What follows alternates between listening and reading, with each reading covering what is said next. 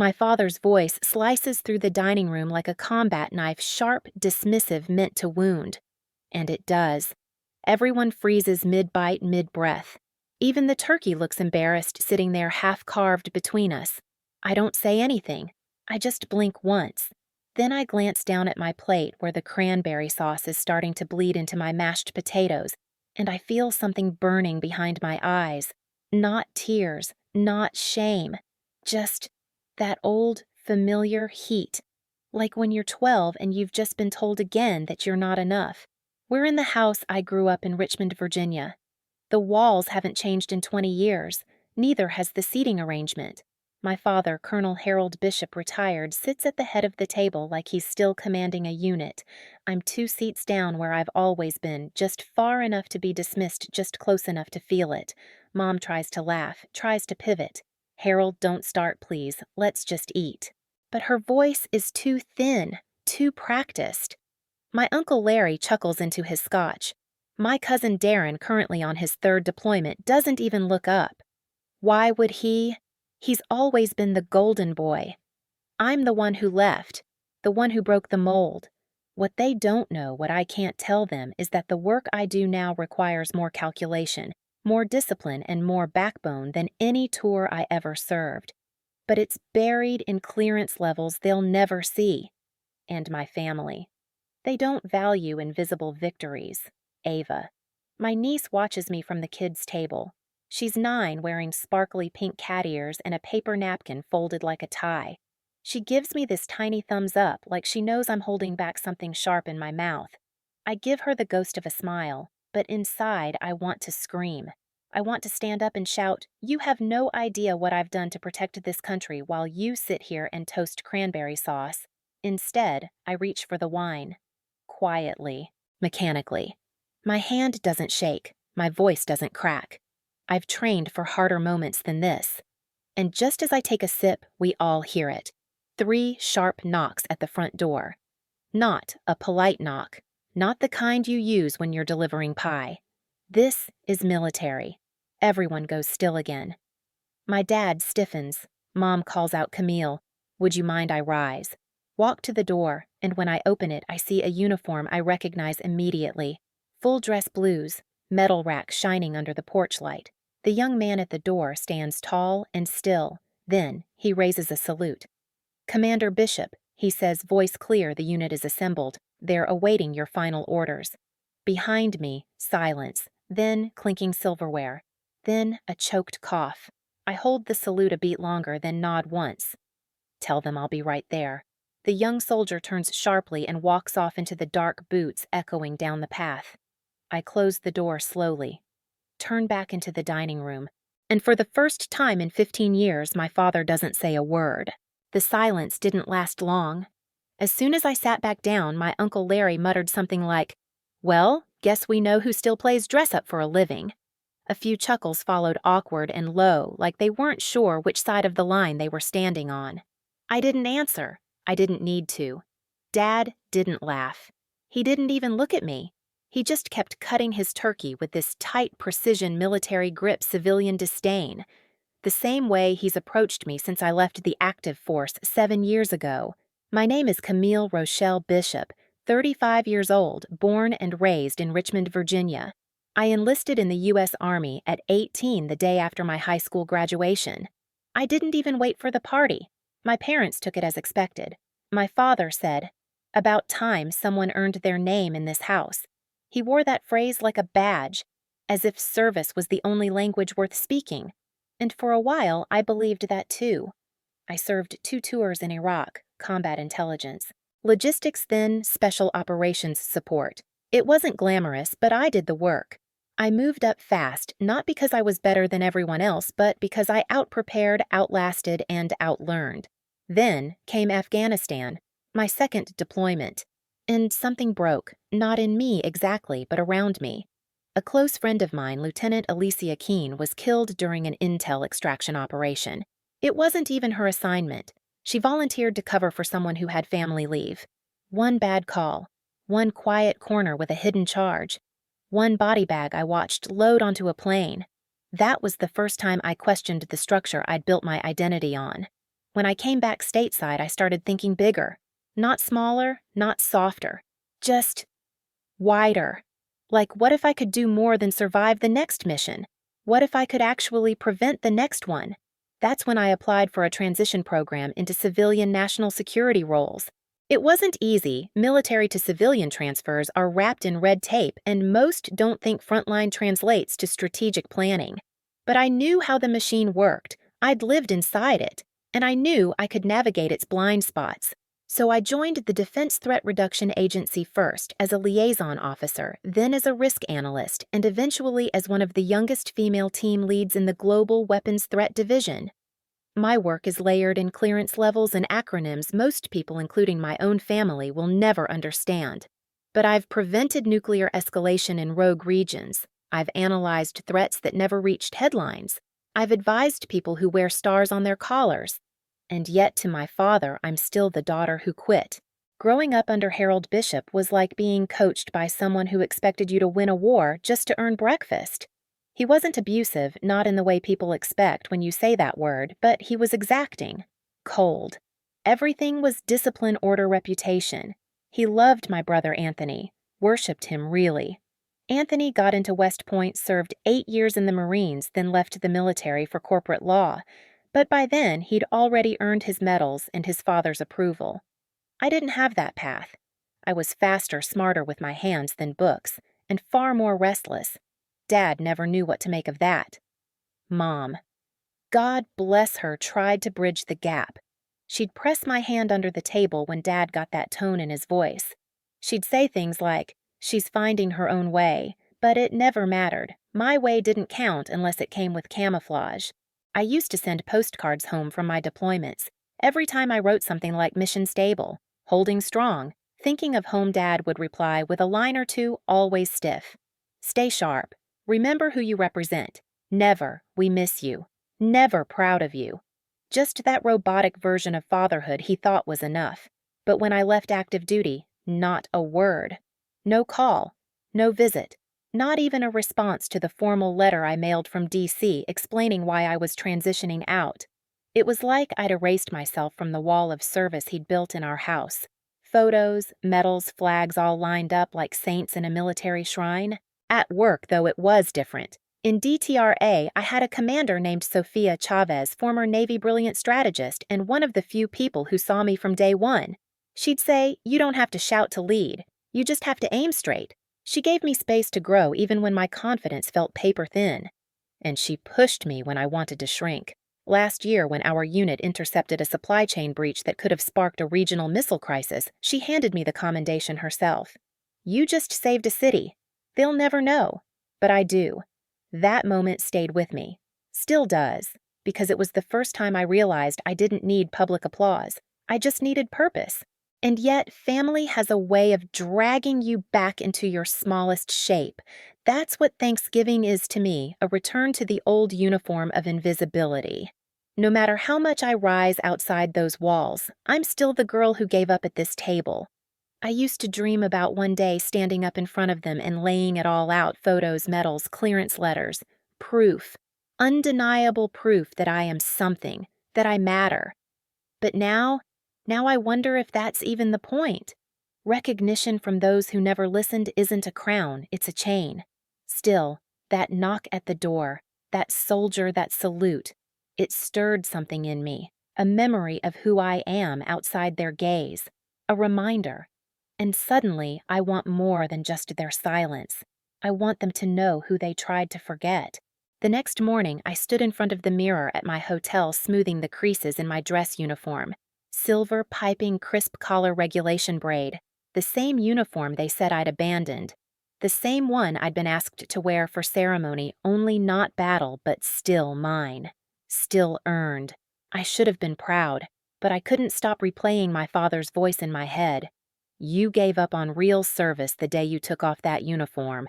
I thought I was past caring.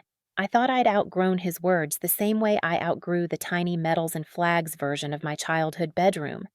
But they still hit, deeper than they should have, deeper than I wanted to admit. Worse, I couldn't stop thinking about how nobody at that table stood up for me, not even my mother. I brushed on a little foundation more out of habit than vanity. I had less than 30 minutes to get to the DC briefing, then the drive back to Richmond. That soldier last night, Corporal Mason, he was just following protocol. He'd been assigned to retrieve me ahead of our team's movement order. But the timing, the knock, the salute, I didn't plan it. I hadn't even told the team I'd be at my family's. But somehow it felt divine, like the universe had decided to interrupt the humiliation on my behalf. And yet, the look on my father's face afterward, stone-still jaw set, reminded me even a salute in his living room might not be enough. Back at base, I dove into briefing prep. Our team was prepping for a high-level mission tied to illegal biological transfers across the Eurasian corridor. I can't say more than that even now. Just know it was serious. Eyes only. The kind of thing that keeps 3 departments awake at night. We were scheduled to deploy in 4 days, but a new intel leak shifted our window. We were going tomorrow. As team lead, I had 2 responsibilities: secure operational clearance and deliver our pre-mission statement. And that's when the idea hit me. I walked into Colonel Chavez's office that afternoon with a straight spine and an unusual request. I want to hold the mission send-off briefing at the Veterans Hall in Richmond. She blinked. You're not serious. I am. She leaned back, eyeing me like she could see beneath the uniform. That's not protocol, Commander. No, but it's not prohibited either, and the hall has public clearance status. We can run the logistics through local base liaison. Keep the content sanitized. She tapped her pen. This wouldn't have anything to do with family tensions, would it? I didn't flinch. This is about visibility. Most of what we do stays in the dark. Maybe it's time our community saw what post-uniform service looks like. Chavez studied me for a long moment. Then she nodded. Make it tight. Make it clean. And Camille, yes ma'am, make it worth it. I didn't tell my family. I didn't invite them. But I knew they'd be there. The Veterans Hall was hosting a Thanksgiving weekend memorial service. My father had spoken at it for 5 years running. It was his platform, the only time of year he got to dust off his medals and relive his glory in front of a crowd who revered every word. And now I was going to walk in, not as his daughter, not as his disappointment, but as a mission commander flanked by a unit of top-level defense personnel. Let's just say that felt right. The morning of the event, I woke early, put on the same uniform, adjusted every detail. When I looked in the mirror this time, I didn't see the woman trying to earn her father's respect. I saw the woman who'd stopped needing it. Still nerves fluttered low in my stomach. Not fear, just the residue of old wounds. Some scars don't disappear. They just stop bleeding. We arrived at the Richmond Veterans Hall at 0900 hours. My team waited outside in formation while I checked final clearances inside. The hall was already buzzing. Veterans in pressed coats. Wives pinning paper poppies to jackets, rows of folding chairs, flag stands, and a podium front and center. I spotted my mother first. She was setting up cups of punch at the back table like always. My father stood near the podium, script in hand, scanning the crowd like a general on parade. He didn't see me. Not yet. At 0930, the service began. A few older veterans spoke first. Then came the names of the fallen. Then a moment of silence. And finally, my father took the stage. He wore his army dress, blues medals shining. The audience greeted him with polite applause. He cleared his throat. Today, we honor those who gave everything not just in the field, but in the spirit of service. And we remember what true sacrifice looks like, not in papers or speeches, but in blood, in boots on the ground. His words were sharp, familiar. The same annual monologue, a sermon built on old definitions of worth. Then came the part I'd been waiting for. The commander of the hall stepped forward. Before we conclude, we have a special acknowledgement. A unit deploying today on behalf of the Department of Defense will present their final clearance. There was a murmur, and then we walked in. 12 of us, full uniform, formation tight, every bootfall synchronized, heads turned. My father froze. When the commander read my name, Commander Camille Bishop, Lead Strategic Officer, Defense Threat Reduction Agency, I swear you could hear my father's breath catch in his throat. And then Corporal Mason stepped forward and saluted me sharp and flawless. I returned it. then approached the mic. We often talk about service as something we leave behind when we take off the uniform, but for many of us, the work continues, quietly, unseen, sometimes unrecognized even by those closest to us. But we serve still, because protection isn't always a performance. Sometimes it's the silence after the danger has passed. I paused. We fly out in 6 hours, and while I can't tell you where we're going, I can tell you this: every person on this team has chosen to stand between you and the worst parts of the world. Not for medals, not for applause, but because we believe you're worth it, whether you ever know our names or not.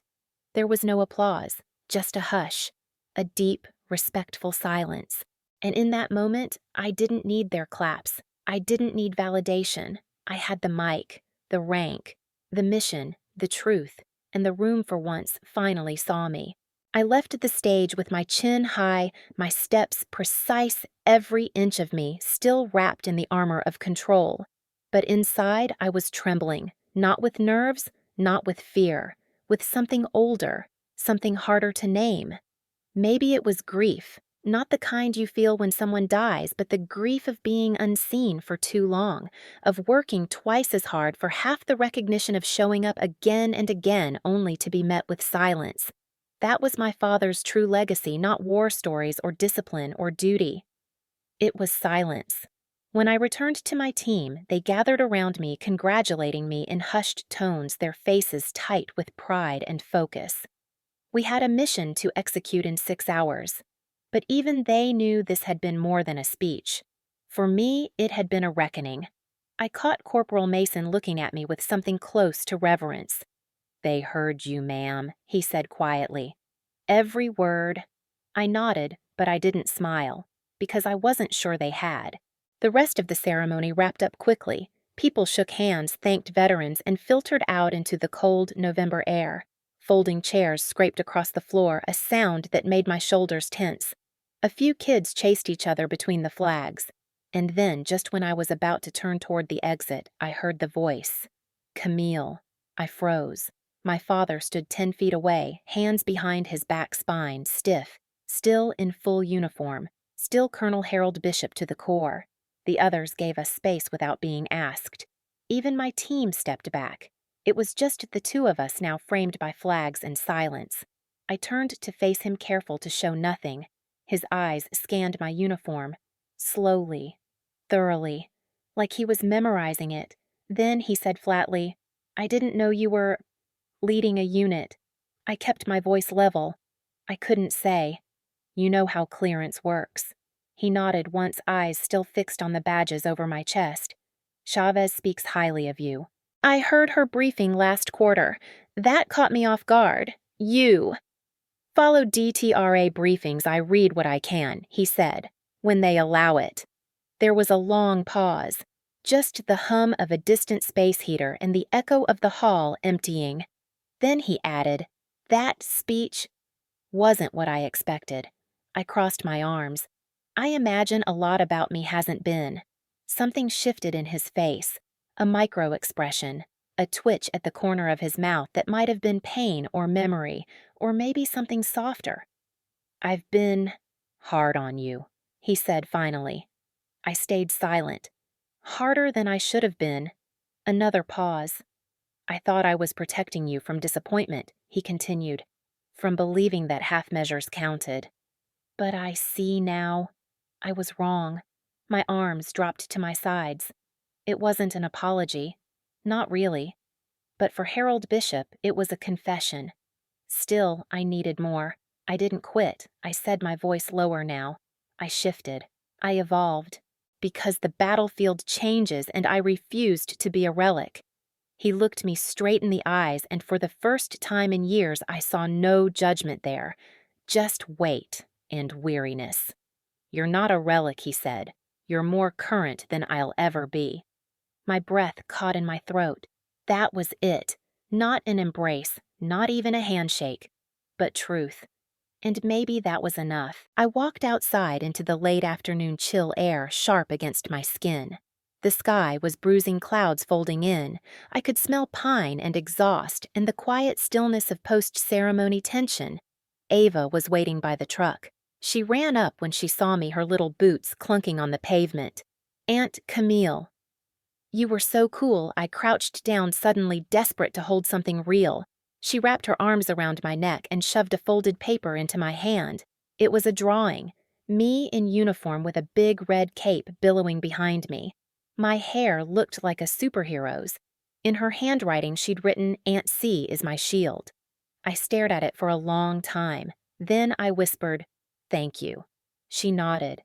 "You gonna go save the world now?" I stood up. "That's the plan." Back inside the van, my team was already reviewing logistics for deployment. We had 2 hours to make it to the tarmac, but I couldn't stop looking out the window as we pulled away, watching that small brick building fade in the rearview mirror. The place where my father had once defined me, and the place where I'd just redefined myself.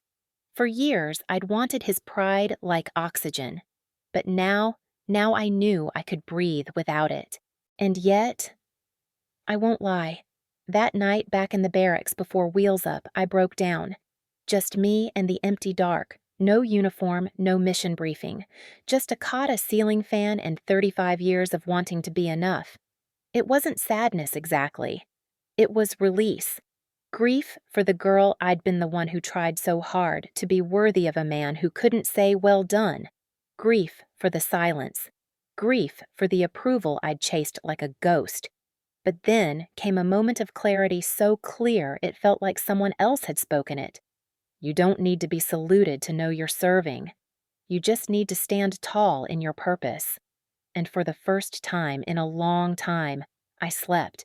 We deployed at dawn, wheels up at 0600 skies, clear hearts steady. My team was locked in tight as ever. No distractions, no hesitation. Just 12 people moving as one toward a classified objective on the other side of the Atlantic. We were professionals, experts, but under the professionalism there was something else humming inside me. Clarity. For the first time in years, I didn't feel like I was hiding. I didn't feel like I had to prove or justify or explain. I wasn't just the girl who walked away from the uniform. I was a woman who had grown into a bigger one. Something about standing in that veterans hall, claiming my space with a full room watching, had burned away the last pieces of doubt that had lingered too long in the corners of my mind. I wasn't waiting anymore. Not for applause. Not for permission. And definitely not for my father's approval. The mission lasted 4 days. Our job was to intercept and dismantle a high-risk biological transfer through a covert route tied to rogue nations. The kind of operation that never makes the news but prevents headlines no one wants to read. Dangerous. Delicate. Silent. We pulled it off without a glitch. Intel confirmed. Operation neutralized. Personnel safe. No casualties. After the debrief, our commanding officer gathered us for a short recognition. It wasn't formal, just a few words in a steel gray hangar at a NATO base under artificial lights. But when he turned to me and said, "This mission's success hinged on Commander Bishop's leadership and foresight," I didn't deflect like I usually do. I nodded, accepted it, let the praise land, because I'd earned it. Back in D.C. the following week, I returned to my office and found a letter on my desk. Not an email, a real letter. My name written in firm block handwriting, inside thick stationery neatly folded. Camille, I watched the full footage of your Veterans Hall address. I requested a copy from a friend at the VA. You spoke with strength, clarity, honor. You've built something I didn't understand. But I do now, and I hope it's not too late to say I'm proud of you. Dad, I read it 3 times. Then I put it in the top drawer of my desk, not because I needed to revisit it, but because I didn't, because I already knew. That week, I also got a call from Commander Chavez. "Camille, she said we're putting you forward for the cross-agency leadership panel." I blinked. "You mean the Joint Counter-Proliferation Council?" "That's the one. That's 5-star level." "You're already doing 5-star work," she replied. "Time you did it where others can see." For a second, I didn't know what to say. Then I laughed. not out of surprise, but out of realization. This is what it looks like when you stop shrinking to fit into someone else's definition of worth. I spent the next few days sketching out a project proposal for a new DTRA initiative, one focused on integrating veterans from non-combat backgrounds into strategic civilian defense careers. I called it Silent Valor, because some of the strongest service doesn't leave the battlefield, it begins after it. I pitched it at our next agency forum, and for the first time I shared a piece of my personal journey. I didn't mention names. I didn't need to. I just said, there are voices in our own homes that told us we were nothing if we weren't in uniform. But I'm here to tell you the mission doesn't stop when the uniform comes off. It evolves. And so do we. I looked out across the room and saw heads nodding, eyes softening. A few even teared up. That night, I received 3 emails from junior officers. One wrote, "Thank you for making me feel visible." Another said I was ready to quit. But now I see another path. In the last one, my dad still calls me a civilian disappointment. After today, I don't believe him anymore. Something unlocked inside me after that. Not in a loud or dramatic way, but in that quiet tectonic shift that changes everything. I started mentoring younger officers making the same transition I once did. I spoke at one university, then 2, then 6. And somewhere between airports and briefing rooms, I realized I had stopped defining myself by what I used to do or who used to doubt me. I was building something new, a legacy not handed down but hand-forged. On Christmas Eve, I flew back to Richmond, not because I had to, because I wanted to. Dad greeted me at the door. No speech, no dramatics, just a nod, a small smile, and a long, quiet embrace that told me everything the letter hadn't. Inside, Mom had made pot roast instead of turkey. Ava was waiting by the tree with another drawing this time, me standing on top of a mountain with a flag that said Leader. I hung it on the fridge. That night, my father and I sat on the back porch, sipping coffee in the cold. For the first time in a long time, we talked, not about missions or service or disappointment, but about life, about growth, about legacy. He said, "You know, I thought leading meant being followed. Turns out, it also means being willing to walk a road no one understands until they do." I didn't cry, but I felt something inside settle, something old and heavy and finally released.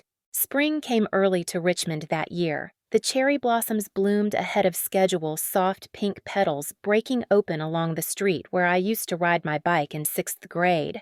It was surreal returning to that neighborhood now, older, sharper, but somehow softer inside. Dad had invited me to speak at the annual Veterans Youth Leadership Conference. It was a big deal. He usually reserved the keynote for decorated war heroes, people with combat stars, field legends. I asked him why me. He said, because it's time they heard a different kind of war story. I didn't argue, not this time. The auditorium was filled with high school seniors and ROTC cadets from 3 counties. Kids in stiff uniforms who still looked up when someone barked orders, parents in the back rows folded programs in hand, community leaders with tight smiles. My father introduced me from the stage, reading from a prepared statement, his voice clear sure. Commander Camille Bishop has served both in uniform and beyond it.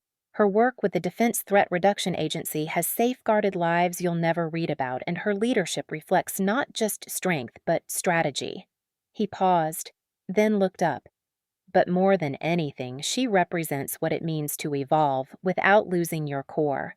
I once taught her discipline. Now she teaches me vision. The room was still. Even my breath caught. And then he said the words I'd never thought I'd hear. Not in public, not in this lifetime. She is not just my daughter. She is my example. Applause erupted. I barely heard it. My ears were ringing. My chest ached like something long sealed had cracked wide open. I stepped forward, took the mic, and stood in front of that sea of young faces. And suddenly I wasn't nervous. I was ready. My name is Commander Camille Bishop. I've served in the U.S. Army in combat zones, and now as part of a strategic defense agency responsible for threat prevention on a global scale. But today, I'm not here to talk about medals. I'm here to talk about identity. I took a breath. Some of you think leadership means barking orders, wearing stars, being saluted. Some of you believe that if you step off the traditional path, you've failed. I looked toward my father, who met my eyes without flinching. I believed that too. For a long time. A hush settled. I served with pride, but I also questioned. I evolved. I walked away from one type of service to embrace another one that wasn't loud or seen or easily understood. Another pause, and I spent years thinking that made me less. I let the silence stretch, felt every word land. But here's what I've learned. You are not made by the uniform you wear, or the medals you earn, or the way your story fits into someone else's expectations. You are made by the choices you make when no one's clapping, by the courage it takes to change, to build, to lead in a different way. One cadet near the front wiped a tear from his cheek. Another nodded slowly, like she'd just exhaled for the first time in months. I finished with this. If someone tells you you're a failure because you didn't follow their path, walk yours anyway. And walk it with your head up, because your greatest victories might be the ones they never see coming. Afterward, a line of students waited to shake my hand. Some hugged me, some just whispered, "Thank you." I didn't cry. Not yet. It wasn't until later, back at the house, sitting beside my father on the porch again, that I felt the full weight of the moment. We watched the sun disappear behind the magnolia tree, its blossoms heavy with light. Dad cleared his throat. "I didn't know how to raise someone like you," he said quietly. I glanced at him. "I didn't know how to be someone like me either," I replied. He chuckled, a dry-weathered sound. "You scared me," he admitted. "Not because you weren't good enough, because you were different, because I didn't know how to honor that." That silence between us, the one that had lasted 15 years, began to dissolve. "I was proud of you the whole time," he added. "I just didn't have the tools to say it." I turned toward him. "You just did." He nodded, and for the first time in my life, I saw the soldier set down his armor not in defeat, but in peace. That night, I pulled out a small box I'd kept buried for years. Inside my bronze star, my commendation ribbons, and a letter from Chavez when I first took command. I handed it to Dad. He opened it carefully, reverently, like something sacred. When he reached the bottom, he found a folded slip of paper. On it, in my handwriting, "Service evolves. So do we. But love, if it's real, never has to wait for permission." His eyes glistened. He closed the box. "I see you now, Camille," he whispered. "All of you." I placed my hand over his. "And I forgive you." 6 months later, I stood beneath the vaulted ceiling of the Eisenhower Building in Washington, D.C., facing an audience I never imagined I'd address. Not cadets, not officers, civilians, lawmakers, veterans, students, people who represented the full spectrum of what it meant to serve, whether on a battlefield in a boardroom or at a kitchen table raising the next generation. I had been asked to deliver the closing keynote for the Joint Defense Leadership Forum, the same one my father once dreamed of attending back when he believed glory only came from stripes and salutes. But I wasn't here for glory. I was here for something quieter, stronger. I was here for truth. The podium light was hot on my skin, but my voice stayed steady. "My name is Commander Camille Bishop. I've led missions in combat zones. I've led units that kept this country safe in ways you'll never hear about. I've also been called a failure by strangers, by friends, even by family because I chose a path that didn't fit their definition of service." I paused, let the words settle. But I've come to learn something that changed me. I looked out at the crowd, faces turned upward, some skeptical, some reverent, all listening. The loudest measure of leadership is not how many follow you, it's how clearly you hear your own voice when you stand alone. A quiet ripple of acknowledgement moved through the room. You see, I spent years shrinking myself trying to fit into my father's mold of what strength looks like. It took me decades to understand strength doesn't always march. Sometimes it stands still, steady, unseen. I smiled gently. And service, real service. It evolves, it adapts, it survives, not in parades or plaques, but in what you do when no one's watching. After the speech, I stepped down to a flood of hands and smiles. A senator I used to brief nodded respectfully. A woman in a wheelchair saluted me from the second row, and somewhere in the back, a small girl held up a sign in marker that read, "My mom said, "You're what brave looks like." I waved to her, and that was the moment I knew. I didn't just reclaim my voice.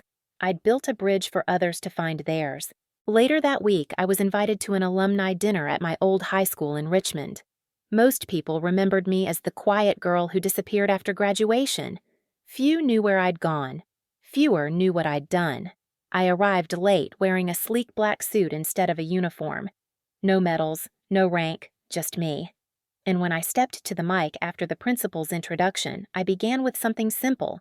I used to think power meant being the loudest voice in the room. Now I know it's about being the clearest one in your own life. My father was in the audience that night, sitting beside my mother, his hands folded, his face unreadable. After the applause, he came to find me. No fanfare, no ceremony. He just said, "You're a better soldier than I ever was." And I looked him in the eyes, not as the daughter needing approval, but as a woman who'd earned her own. "I'm a different kind of soldier," I replied, "but I fight for the same thing." He smiled, and this time it reached all the way to his eyes. In the months that followed Silent Valor, the initiative I launched to empower post-service veterans in leadership roles received national funding. We partnered with universities, mental health organizations, and even private sector firms looking to understand the power of quiet leadership. I wasn't just commanding missions anymore. I was changing culture, brick by brick, one quiet soldier at a time. Sometimes people ask me now, "What would you say to your younger self, the one who sat silent at that Thanksgiving table burning with shame?"